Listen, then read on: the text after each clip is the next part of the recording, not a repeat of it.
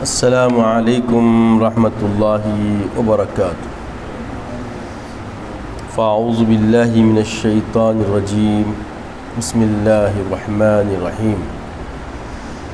الحمد للہ رب العالمین، الرحمن الرحیم، مالک یوم الدین، ایاک نعبد و ایاک نستعین، اہدنا الصراط المستقیم، صراط الذین انعمت علیہم غیر المغضوب علیہم ولا الضالین،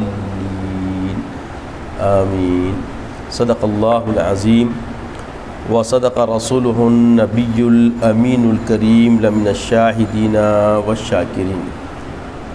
جیسا کہ یہ درس تفسیر کا آغاز ہم کر چکے ہیں اور پہلی نشست میں سورہ فاتحہ کا ترجمہ بیان کیا جا چکا ہے، اور اس مجلس میں سورہ فاتحہ کے ترجمے کے ظاہری معنی کے ساتھ احسان پہ گفتگو ہو۔ اللہ کے نام سے شروع کرتا ہوں میں جو مہربان نہایت رحم والا ہے۔ تمام تعریف اللہ تعالیٰ کے لیے ہے جو سارے عالمین کا پالنے والا ہے، پرورش کرنے والا ہے، رب ہے۔ الرحمن الرحیم، جو بے حد مہربان نہایت رحم فرمانے والا ہے۔ مالک یوم الدین، روز جزا کا مالک ہے۔ ایاک نعبد، اے بارلا ہم تیری ہی عبادت کرتے ہیں۔ ایاک نعبد، ہم تیری ہی عبادت کرتے ہیں۔ وایاک نستعین، اور تجھ ہی سے استعانت مدد طلب کرتے ہیں۔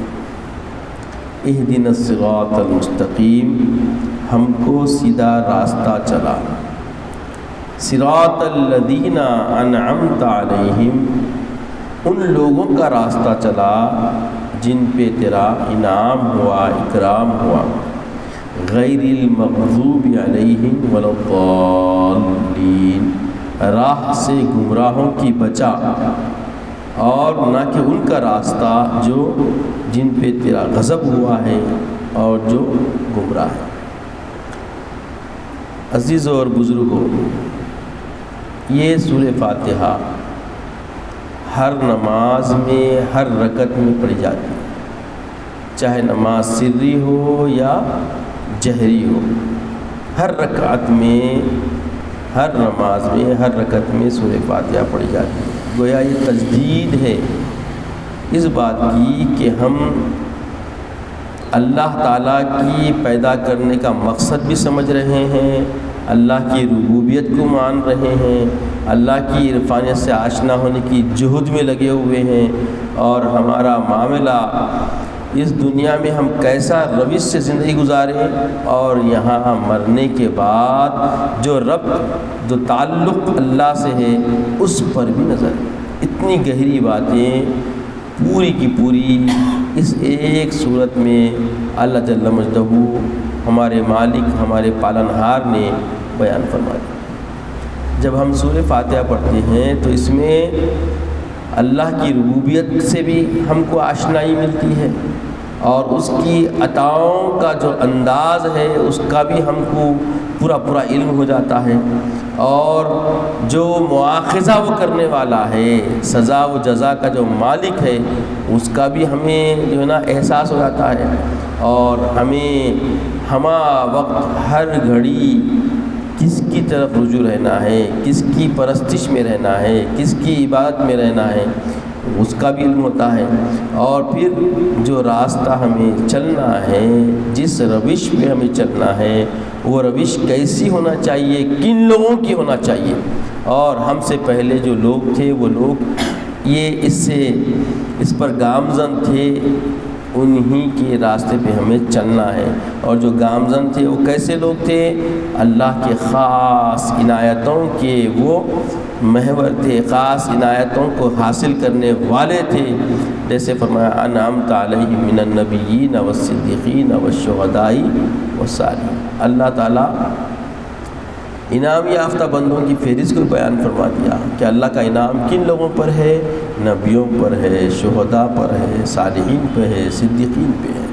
تو ہمیں ان کا راستہ چلنا ہے، اور پھر اللہ سے ہم پناہ مانگتے ہیں کہ اس راہ میں رکاوٹیں ہیں، اور ایسی رکاوٹیں ہیں اگر ان رکاوٹوں کی طرف اگر ہمارا رخ ہو جائے تو ہم گمراہ ہو جائیں گے، اور ایسی راہ پہ چلے جائیں گے کہ جس راہ سے، جس گمراہی سے واپس آنا ممکن نہ ہو، جس پہ اللہ تعالیٰ کا غضب بھی ہو گیا ہے، ایسے راستے بھی ہمیں ملیں گے۔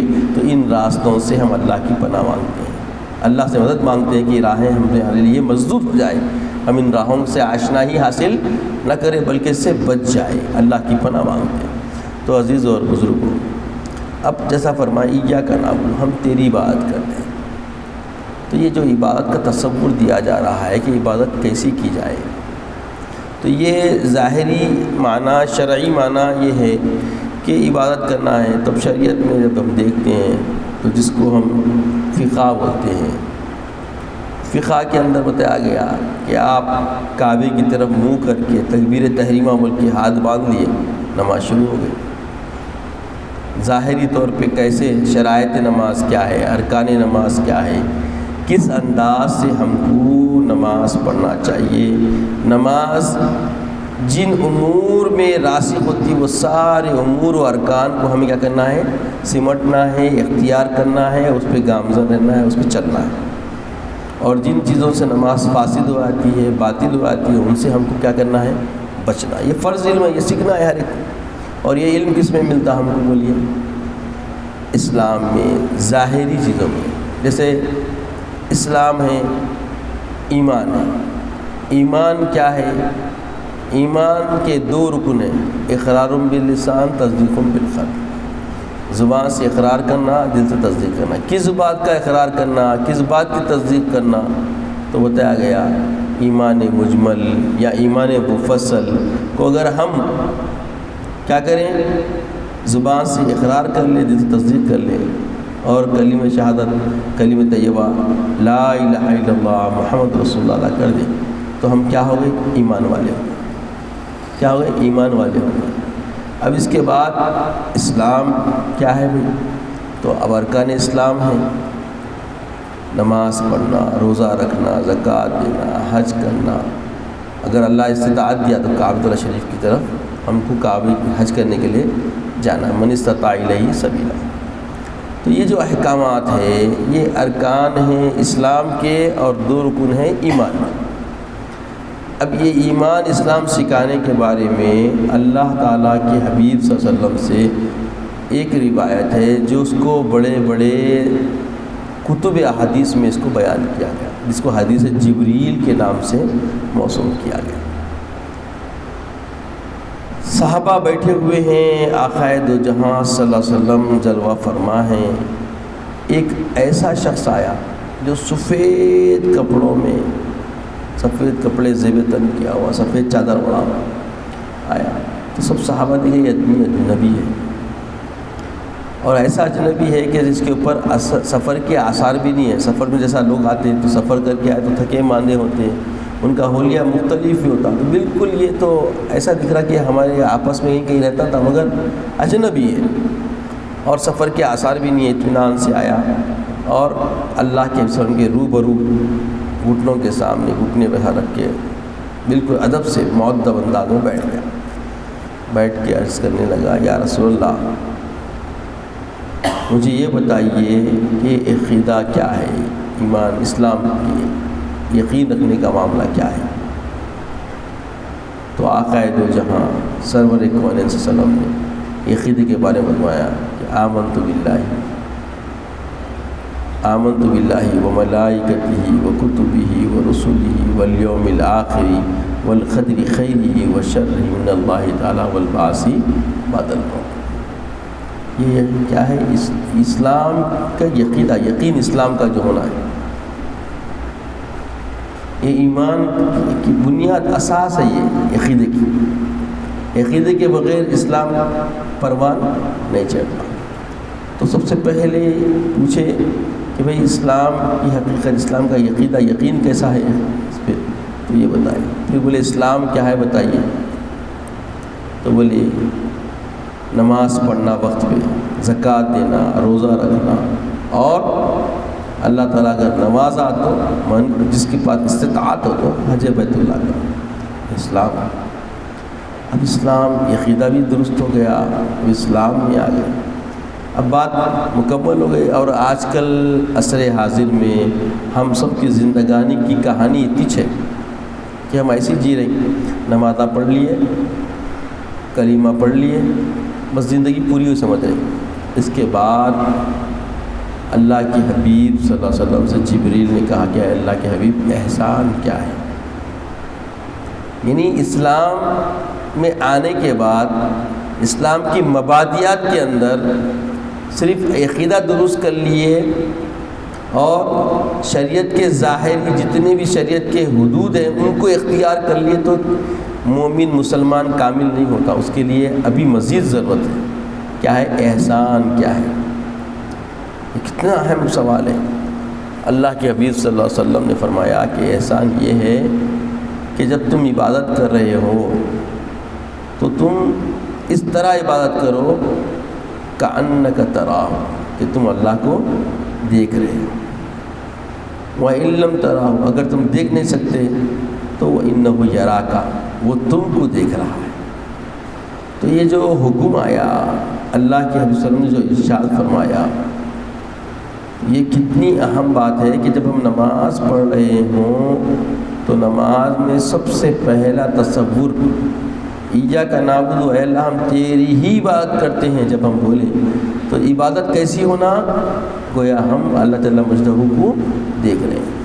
تو دیکھ سکتے ہوں گے بول کے تو اللہ کے حبیب فرمائے نا، اللہ کو دیکھنے کی قوت، اللہ کو دیکھنے کا ساہس اللہ نے بندوں میں رکھا، تبھی تو اللہ کے رسول صلی اللہ علیہ وسلم کیا کیے؟ ارشاد فرمائے کہ ایسی عبادت کرو اللہ تعالیٰ کی، ایسی عبادت کرو کہ تم گویا اس کو دیکھ رہے ہو۔ اور اگر اس مقام و منزل پہ تم نہیں پہنچے، یہ مقام پہ تم کو سرفرازی نہیں ہوئی، یہ منزل یہ مقام پہ نہیں ہے کہ تم اللہ کو دیکھ سکو، تو کم سے کم اتنا تو خیال رکھو کہ اللہ تم کو دیکھ رہا ہے۔ تو اب یہاں پہ گویا یہ دو باتیں کھل کے آ گئی کہ بندے مومن کو، بندے مسلم کو خالی کلمہ گو ہو کر عقیدے کو صحیح کر لے کے ظاہری شریعت کے اوپر پابند ہو جانا ہی نہیں ہے، بلکہ شریعت کے پابند ہونے کے ساتھ شریعت میں ایک اور مقام اس کو حاصل کرنا ہے جو معرفت کا ہے، اللہ کی حقیقت کا ہے، طریقت کا ہے، جسے اسی احسان کے علم کو علماء ربانیین نے تصوف کے نام سے موسوم کیا۔ عقائد کا علم ہونا، اسلام کی شریعت کا علم ہونا، اور اس کے ساتھ تصوف کا بھی علم ہونا، جس میں کیا ہوتا؟ بندے کو اپنی حقیقت سمجھنا پڑتا۔ جب بندہ اپنے آپ کو فنا کرتا اللہ کی طرف تو جب حجابات اٹھ جاتے تو اللہ خود اس کو ظاہر ہونے لگ جاتا، اللہ کی حقیقت بندے کو معلوم ہونے لگ جاتی۔ جب تک یہ مقام بندے کو حاصل نہ ہو جائے تب تک بندے کے اندر تشنگی رہتی ہے۔ تو یہ تشنگی کی کیفیت آنا بندگی میں عروج ہونے کی علامت ہے کہ بندگی کرنے میں، نماز پڑھنے میں ایک سرور ہونا۔ آپ متوجہن الی جہت الکعبۃ الشریفۃ بولے، میں کعبے کی طرف منہ کرتا ہوں بول کے نماز، کعبے کی طرف منہ کر کے نماز پڑھنے لگے تو شریعت میں تو نماز ہو جاتی، مگر طریقت میں، معرفت میں، حقیقت میں وہ نماز کامل نہیں۔ کامل نماز کے لیے حضور قلبی ہونا، تسکین قلبی ہونا، طمانینت ہونا، اللہ کی رویت ہونا، اسی نماز کو معراج المومنین کہا گیا ہے۔ تو عبادت کا تصور جو ہے دو ہی باتوں پہ ہے، تم اللہ کو دیکھ رہے ہو یا اللہ تم کو دیکھ رہا ہے، یہ تصور ہونا۔ اب اس کے بعد آگے اور حدیث جبریل اور آگے ہے، پھر وہ یوم الساعت قیامت کے بارے میں سوال کیے، تو اللہ کے حبیب صلی اللہ علیہ وسلم نے قیامت کے بارے میں فرمایا کہ دیکھو جو سائل سوال کر رہا ہے اس سے زیادہ میں خود نہیں جانتا۔ تو یہاں پہ گویا یہ اللہ کے وسلم کی ایک عاجزی، تاکہ بندگان خدا کو معلوم ہونا چاہیے کہ اللہ کی ربوبیت سے قربت ہونے کے باوجود اللہ تعالیٰ کا علم، اللہ تعالیٰ کے احکامات اتنے ہی دینا ہے جتنا دینا چاہیے۔ تو حبیب پاک صلی اللہ علیہ وسلم نے یہاں فرمایا کہ جو سائل سوال کر رہا ہے اس سے زیادہ مجھے بھی اس کا علم نہیں ہے۔ اس کے بعد وہ شخص چلا گیا، یعنی حضرت جبریل علیہ السلام چلے گئے۔ تو اس کے بعد اللہ کے رسول نے صحابہ سے پوچھا کہ معلوم یہ کون تھے؟ تو بولے یا رسول اللہ رسول کو جانتا ہے۔ تو بولے یہ جبرائیل تھے، یہ تم کو دین سکھانے کے لیے آئے تھے۔ تو دین سیکھنے کی ابتدا کیا ہے بولیے؟ پہلے ہم کو عقیدہ درست کرنا ہے، پھر عبادات میں آنا ہے، اور عبادات میں بھی حضور قلبی کے ساتھ عمل کرنا ہے، اس کی جہد کرنا، اس کی محنت کرنا۔ عقائد کی درستگی بندے مومن کی یقین کی منزل جو ہے وہ درست کرنے سے ہو آتی ہے، اور اعمال کی تطہیر احکامات خداوندی کے علم کے حاصل کرنے کے بعد احکامات میں وہ پابند ہو جاتا ہے، اور پھر قلب کی درستگی اور اللہ تعالیٰ کی قربت کے احساس کے پرہیز جب لینا ہے تو اہل اللہ کی قربت ہونی پڑتی ہے، اہل اللہ کی تعلیمات ہونی پڑتی ہے۔ جب تک تعلیمات نہ ملے قلب کو تسکین، حضور قلبی کا مقام حاصل نہیں ہوتا۔ انشاءاللہ یہ تفسیر کا درس چلتا رہے گا۔ اللہ تعالیٰ سے دعا ہے کہ اے اللہ تعالیٰ جتنا بھی ہم نے کلام کیا ہے، جو حدیث جبریل سنی ہے، پڑھی ہے، مولا اس میں ہمیں برکت عطا فرما اور عزت سے جینے اور مرنے کی توفیق عطا فرما۔ اسلام کی زندگی مولا تیرے حبیب پاک صلی اللہ علیہ وسلم کا سچا پیروکار بن کے اپنی زندگی گزارنے والا بنا۔ وصلی اللہ تعالیٰ علی خیر خلقہ ونور عرشہ محمد بارک وسلم والحمد للہ رب العالمین۔